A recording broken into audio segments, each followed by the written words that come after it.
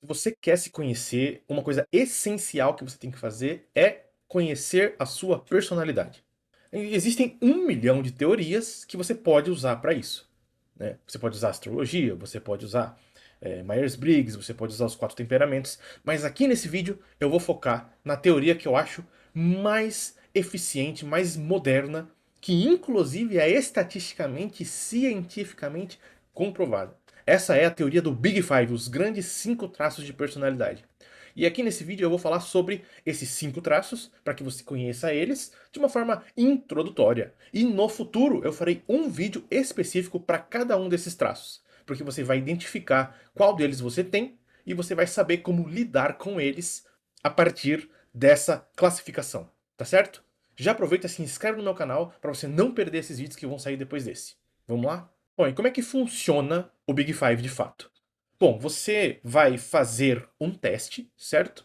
Você precisa fazer um teste. Nesse teste vão ter várias perguntas sobre o que você faria em determinadas situações, como que você se sentiria em algumas situações, como é que você lidaria, o que você falaria em algumas situações. Em situações sociais, em que você está com as pessoas, se você é uma pessoa que é muito aberta, que você conversa com todo mundo, ou se você é uma pessoa mais tranquila, uma pessoa que permite que os outros falem mais.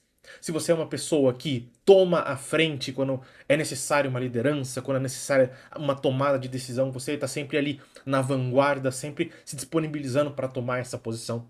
Ou às vezes, se você é uma pessoa que se preocupa demais com o que pode dar de errado, se você é uma pessoa que é ansiosa, ou, por exemplo, se você é alguém que é organizado, que você tem a sua casa sempre em ordem, que você tem a sua mesa sempre limpa, organizada e tudo mais. São várias perguntas desse tipo, de uma forma bastante variada, que abrange muitas possíveis situações e experiências humanas.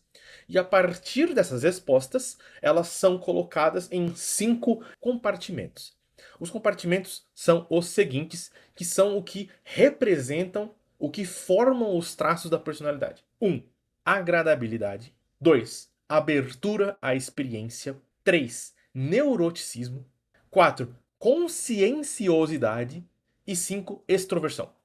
Esses são 5 traços de personalidade. E você, quando você faz um teste, você ganha uma pontuação de 0 a 100 em cada um desses traços. Então você vai lá fazer um testinho, depois que você termina o teste, que tem, sei lá, mais de 100 perguntas, você vai receber, você tem 30 pontos de agradabilidade, você tem 50 pontos de extroversão, você tem 60 pontos de conscienciosidade, 70 pontos de neuroticismo e assim por diante. A partir daí, você consegue ter um perfil da sua personalidade que consegue prever várias coisas. Ele consegue até mesmo prever a sua profissão, consegue até mesmo prever o seu sucesso no mercado de trabalho. E isso é estatisticamente comprovado, tá certo? Não é assim uma invenção. É uma estatística. Olha, pessoas que têm traço de personalidade, de conscienciosidade acima de 60 pontos, são pessoas que normalmente têm muito sucesso no mercado de trabalho, são pessoas que têm muito sucesso nos estudos, entendeu? Então você pode, conhecendo esses traços, você começa a entender por que você faz certas coisas, por que você é bom em algumas coisas, e também você consegue entender onde você precisa melhorar para que a sua personalidade seja mais forte, mais adaptada, para que você consiga se desenvolver para alcançar os seus objetivos. Então, vamos começar a falar de cada um desses traços de forma introdutória para vocês conhecerem o que cada um deles quer dizer. O primeiro traço que eu quero falar com vocês é o traço de extroversão. Bom, a extroversão, basicamente, vocês já estão, acho que, familiarizados com esse termo. Se não estiver, não tem problema. Mas é basicamente essa ideia de uma pessoa que ela está sempre saindo de si mesma.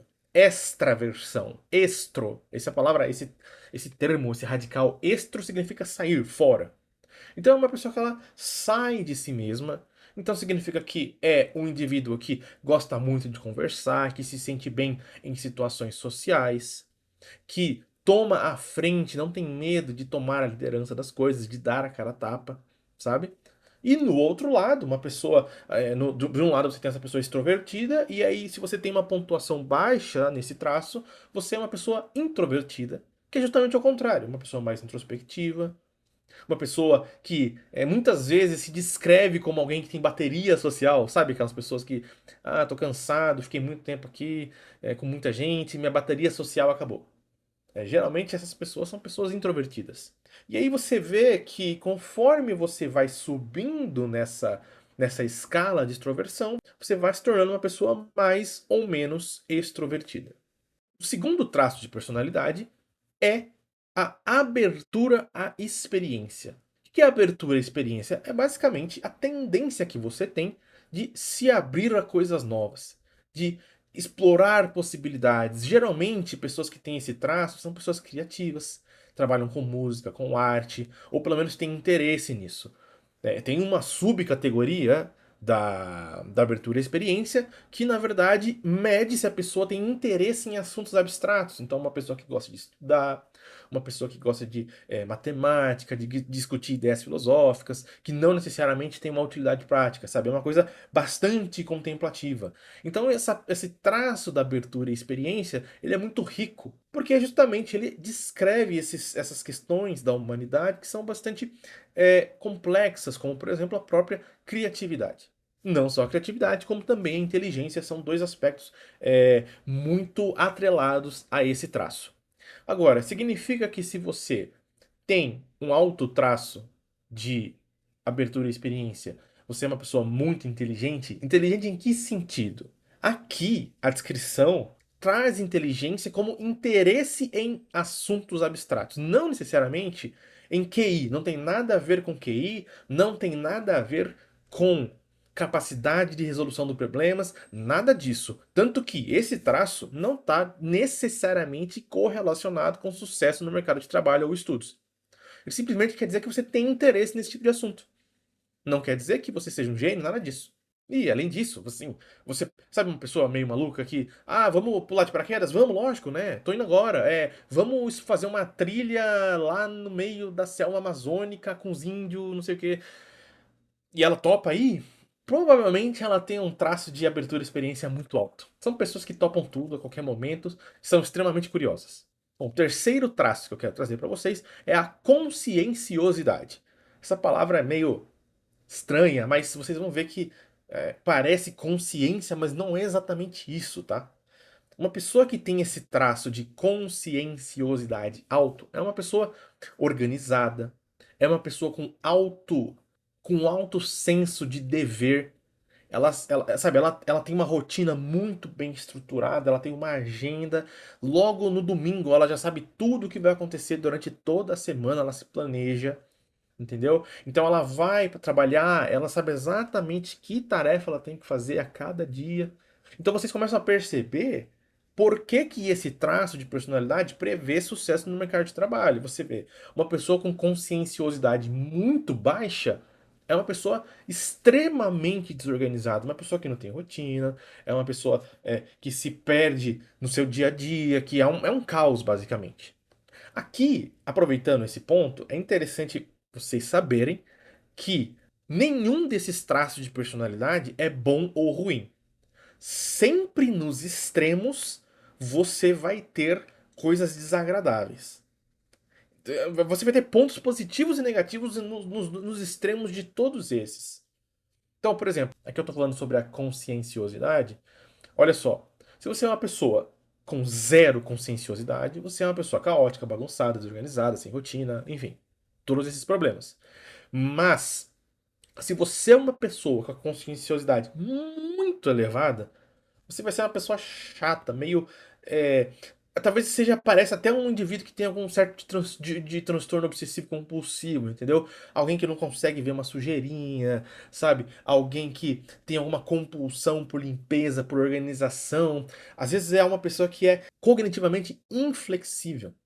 E aí essa pessoa, quando acontece alguma coisa que sai da rotina dela, que sai fora do roteiro que ela planejou para ela mesma, ela se incomoda, se desespera e não sabe como lidar. Então você vê que a conscienciosidade é interessante que você tenha ela no meio do caminho, assim, sabe? Se você é muito desse traço, você precisa trabalhar para diminuir ele um pouquinho, talvez, sabe?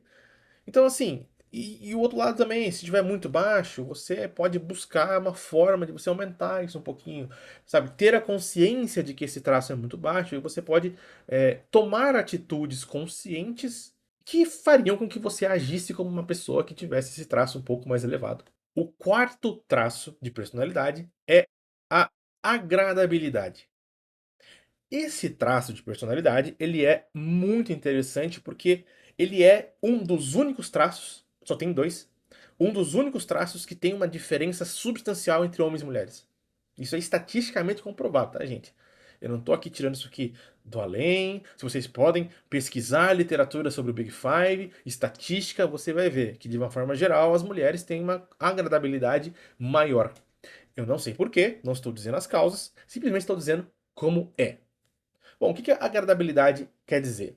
Pessoas que têm um alto nível desse traço, elas são pessoas que evitam conflitos, são pessoas que buscam o bem-estar do outro, em detrimento, muitas vezes, do seu próprio bem-estar. São pessoas que sempre seguem regras, porque elas não querem decepcionar alguém, elas não querem ter uma reação aversiva de outras pessoas, então elas sempre seguem regras, normas, elas têm dificuldade de impor a sua própria opinião, elas têm dificuldade, muitas vezes, de sair de relacionamentos que são abusivos, entendeu? Por outro lado, uma pessoa que tem agradabilidade muito baixa é uma pessoa que está sempre desafiando os outros, está sempre comprando briga, não dá o braço a torcer, entendeu? Ela não tem medo nenhum de que as pessoas não gostem dela. Ela não tá tentando agradar ninguém. Então, você veja que assim, de novo, parece que você ter uma agradabilidade muito elevada é ruim, porque de fato é. Mas também ter uma agradabilidade muito baixa vai te tornar uma pessoa insuportável de conviver.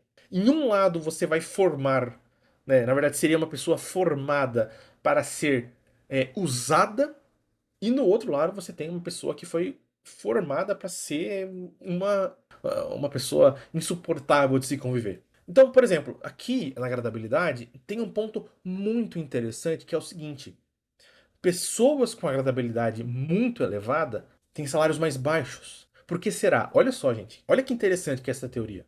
Isso aqui, de novo, eu repito, é estatisticamente verificado.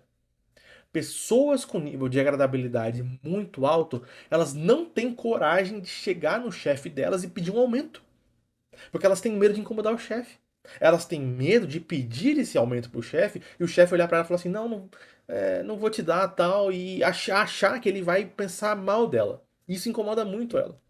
Ela causa desconforto, porque não é confortável você chegar no seu chefe e falar assim: ô chefe, tudo bem e tal? Eu preciso de um aumento, não sei o quê. Sabe que vocês percebem que quando você faz um pedido desses, existe um conflito de interesses. Porque o seu chefe não quer te dar mais dinheiro porque ele quer ganhar mais.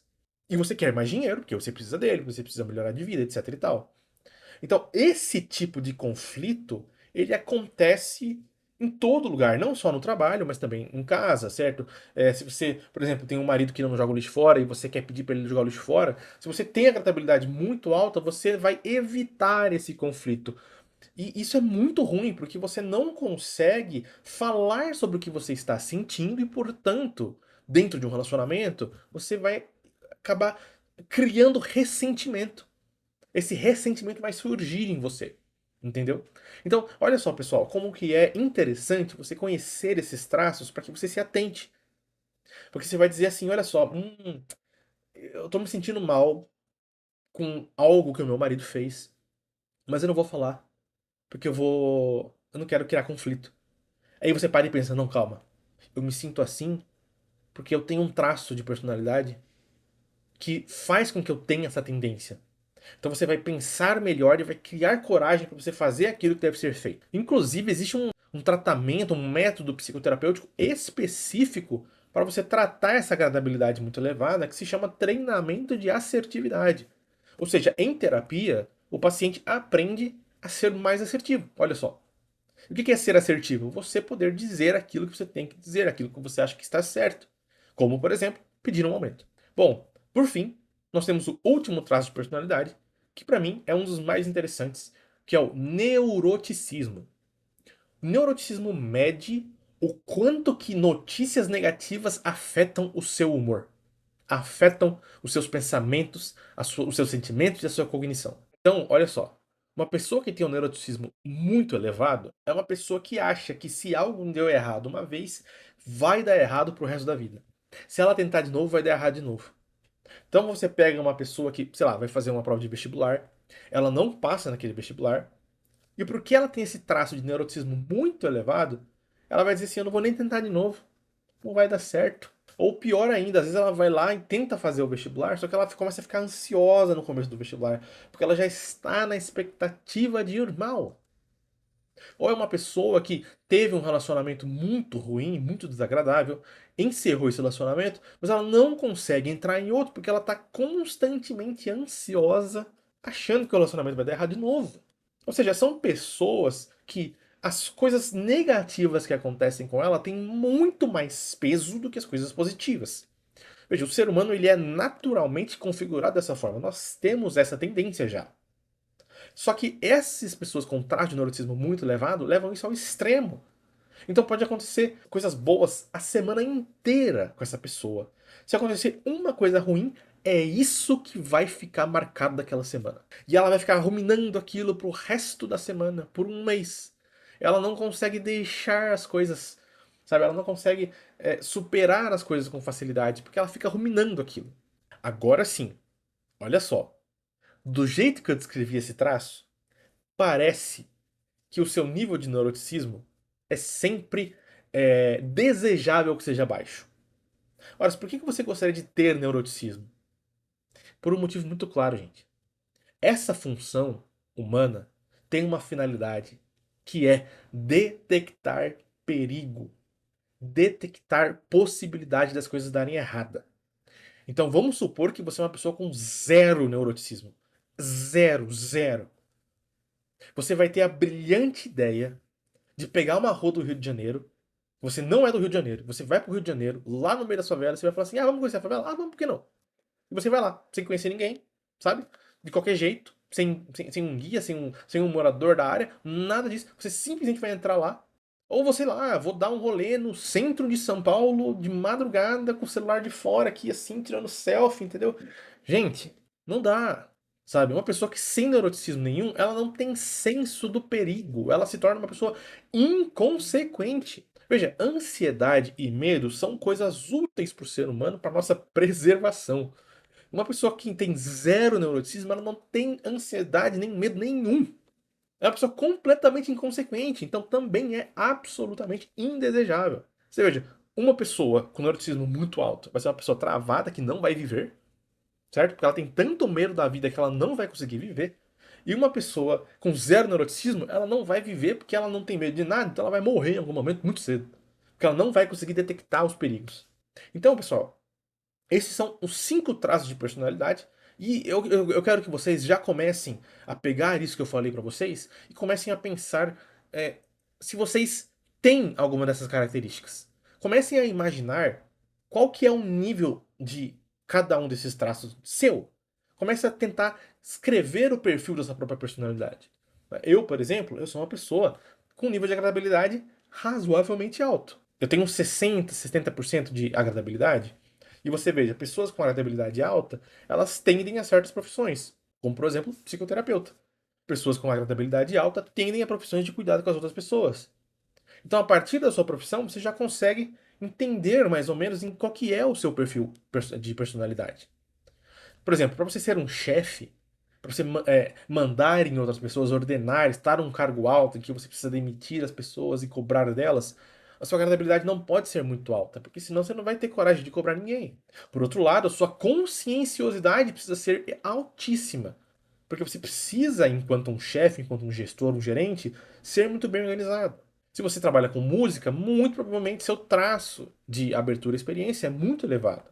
Se você é uma pessoa que trabalha com vendas, a sua extroversão tem que ser elevada. Entendeu?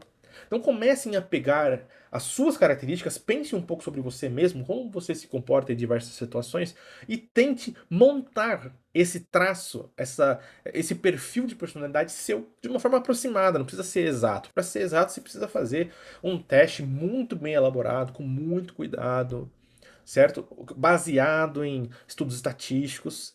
Você pode ter ideias de traços que você tem. E aí, quando eu for falar sobre todos os traços, vou fazer um vídeo para cada traço. E aí você vai poder aprender a lidar com essas coisas. Se você é uma pessoa que tem agradabilidade muito alta, você vai saber como lidar com isso. Se você tem um neuroticismo muito alto, você também vai aprender a lidar com isso. Tá certo? Bom, pessoal, aproveitem e comentem aqui o que vocês acharam desse vídeo e se vocês estão interessados que eu faça esses outros vídeos, tá bom? Eu espero que vocês tenham gostado. Espero que vocês tenham aprendido um pouco mais sobre vocês mesmos. Agradeço a companhia de vocês e eu os vejo no próximo vídeo.